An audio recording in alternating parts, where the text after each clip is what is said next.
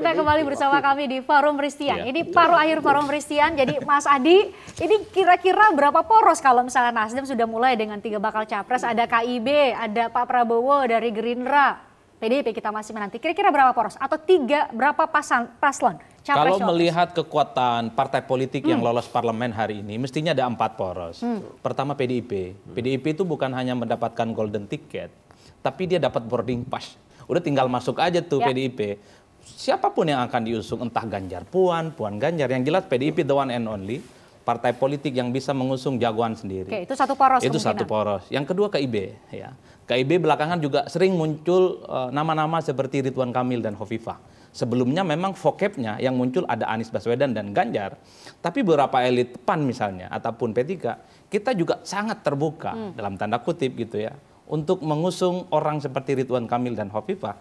Artinya apa? KIB ini tentu harus diperhitungkan sebagai satu poros politik. Perahunya sudah ada, kan nggak mungkin juga ikut-ikut membajak nama-nama capres yang sudah berseliweran disebut oleh banyak partai politik. Silent memang KIB ini, tapi kita harus bisa melihat jangan-jangan memang agak ekstrim di tikungan akhir nanti siapa jagoan yang akan diusung. Itu poros yang kedua. Poros yang ketiga sangat mungkin ini dibuat oleh Gerindra dengan PKB karena gabungan dua partai politik ini sudah cukup ya untuk menggugurkan kewajiban Undang-Undang 20%. Ya siapapun cawapres Prabowo Subianto, entah Muhaimin ataupun PKS tidak. dalam posisi? Nah, PKS dan Demokrat sepertinya memiliki suasana hati batin yang sama dengan Nasdem. Yaitu? Ingin menghilangkan dominasi politik PDIP yang sudah 2 itu yang menjadi alasan bahwa nanti akan ketemu apalagi Nasdem yang dengan PKS? diusung nanti itu adalah Anies Baswedan. Di situ titik temu. Maka kemudian tidak mengherankan kalau besok Pak Joni Plate sepertinya akan mengucapkan ahlan wa sahlan, welcome kepada PKS yang katanya masa diusir, Mas? Ya nggak apa-apa maksudnya.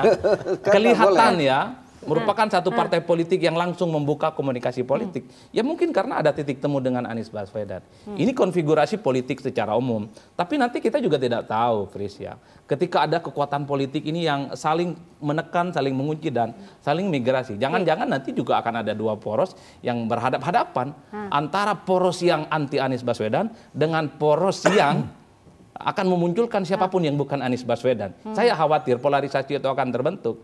Karena pada prinsipnya, apapun judul koalisi partai yang hari ini dibikin oleh partai politik, tujuannya ingin menang, bukan untuk yang lainnya.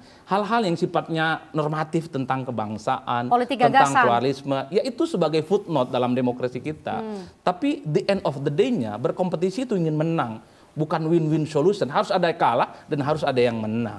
Baru kemudian bicara soal komposisi politik itu. Saya ingin berangkat dari situ. Soal menang dan kalah, kita terjemahkan dalam dalam konteks politik adalah menjadi koalisi atau menjadi pemerintah. Saya akan berikan pertanyaan pendek kepada Bapak berempat yang sudah hadir di Forum Christian. Pilihan antara 2 itu dan kenapa memilih itu? Saya mulai dari Pak Edi terlebih dahulu. Pak Edi pilih sebagai partai pemerintah atau oposisi, PAN, dan kenapa?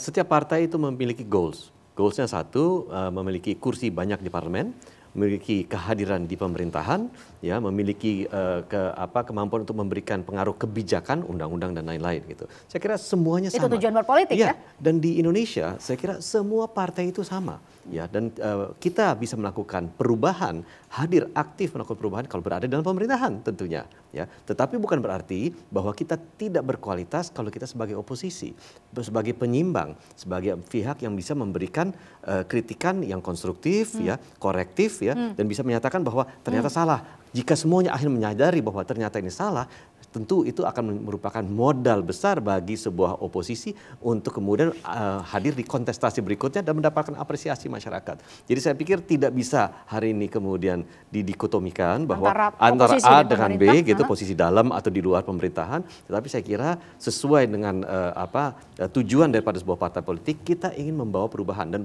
dalam membawa perubahan itu kita sebaiknya berada dalam pemerintahan. Oke. Nasdem di luar pemerintahan atau di dalam pemerintahan? Itu pertanyaan ya cukup sulit dijawab. Karena apa dia? Untuk Nasdem, untuk kami yang pertama yang perlu itu pemilu yang efisien lah. Ya, pemilu itu efisien. Yang kedua, jagalah agar pemilu kita, pilpres khususnya yang berkualitas. Ya, calon presiden dan kombinasi calon presiden tidak cuma satu skenario ekstrim.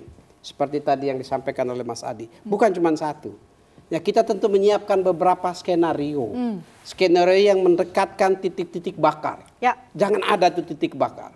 Yang paling ideal. Dan sampai dengan pilihan-pilihan terakhir. Jadi ada begitu banyak sekali skenario yang disiapkan. Yang nanti pada saatnya akan diambil keputusan pada saat negosiasi politik membentuk ya koalisi tanda petik ya untuk memenuhi prasyarat administratif minimal. 20% presidensial threshold. Ya, itu akan ke sana. Sedangkan di dalam pemerintahan atau di luar pemerintahan saya sudah sampaikan tadi. Kalau kami memenangkan konteks pilpres koalisi yang memenangkannya, kami akan mengundang kekuatan-kekuatan untuk membangun bersama-sama. Dengan tetap memperhatikan check and balance. Tapi kami akan tetap memperhatikan bagaimana parlemen yang cerdas. Ya, parlemen yang efektif. Karena sistem kita presidensial sistem. Dia maksudnya protes PAN masuk gara-gara jadi 83%. Bukan itu konteksnya. Ini konteks koalisi dan oposisi itu pemerintah dan parlemen. Jangan salah melihatnya ya. Kita ini kabinet presidensial sistem, bukan parliamentarian. Gitu. Jadi membacanya juga harus tepat di situ. Apabila kami kalah, demikian halnya, kami ada di parlemen, mudah-mudahan tetap ada di parlemen. Siap menjadi dan kami akan mengambil posisi untuk membantu pemerintah dari sisi peran parlemen. Peran parlemen, dan tidak selalu harus membangun negeri kita ini dengan berada di koalisi pemerintahan, tidak. Ada lembaga negara lain yang akan memberikan sumbangsi untuk pembangunan negara. Itu sikap Nasdem. Saya sebagai sekjen menyampaikan itu. Gerindra seperti apa? Pilpres kemarin seharusnya ada di luar, sekarang sudah menjadi bagian dari pemerintahan. Inti dari peran yang ingin dihadirkan oleh Gerindra dan Pak Prabowo itu adalah kontribusi untuk kepentingan bangsa dan negara. Poinnya itu. Jadi Gerindra, Pak Prabowo ingin memastikan Indonesia tetap utuh, NKRI tetap hadir, Pancasila sebagai prinsip dasar hidup kita bersama tetap dijaga. Itu yang harus terus diingatkan dan tetap kita jaga. Jadi intinya ada di kontribusi. Nah, Gerindra, Pak Prabowo itu punya pengalaman panjang sebagai oposisi, kalaupun kita mau menggunakan diksi oposisi, dan total bekerja sebagai orang yang di luar pemerintah. Tapi kemudian ketika di dalam pemerintah juga total bekerja di dalam pemerintahan. Kenapa?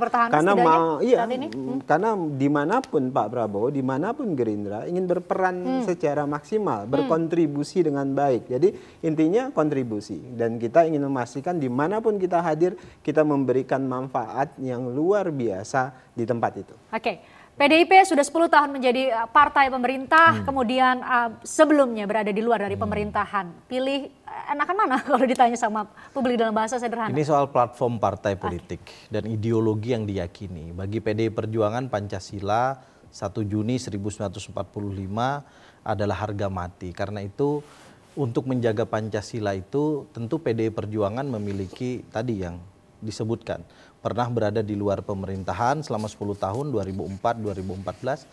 Dan keberadaan PDI Perjuangan di luar pemerintahan harus kita akui membuahkan kemenangan pada tahun 2014. Itu artinya peran-peran PDI Perjuangan di luar pemerintahan, baik yang dilakukan oleh struktur partai, baik teman-teman yang ada di legislatif, mulai dari tingkat nasional, provinsi, kabupaten, kota, efektif untuk kemudian memastikan mandat rakyat itu kembali direbut oleh PDI Perjuangan pada tahun 2014 sampai dengan saat ini. 2014-2019 PDI Perjuangan diberikan mandat oleh rakyat untuk kemudian menjadi pemenang pemilu dan membangun kerjasama yang efektif dengan semua elemen politik.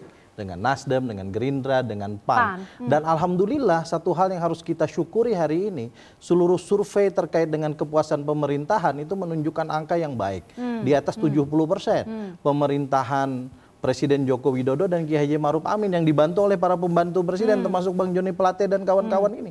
Dan karena itu PDI Perjuangan tentu sangat bahagia karena kerjasama politik ini memuaskan rakyat. Di sisi yang lain, di sisi yang lain, seluruh survei itu juga menempatkan PDI Perjuangan sebagai partai dengan angka tertinggi elektabilitasnya jika pemilu legislatif dilakukan hari ini. Itu artinya ini sesuatu yang harus kami syukuri, kami rawat, dan kami tentu berharap 2024 PDI Perjuangan kembali mendapatkan mandat rakyat dan siap untuk membangun kerjasama dengan seluruh elemen bangsa. Karena tadi ternyata nyaman sekali bersama PDI Perjuangan.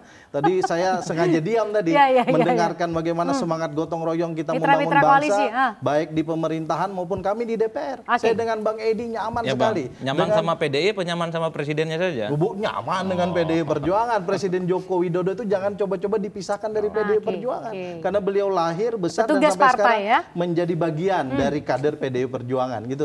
Jadi kira-kira kita semua ini punya pandangan yang sama lah.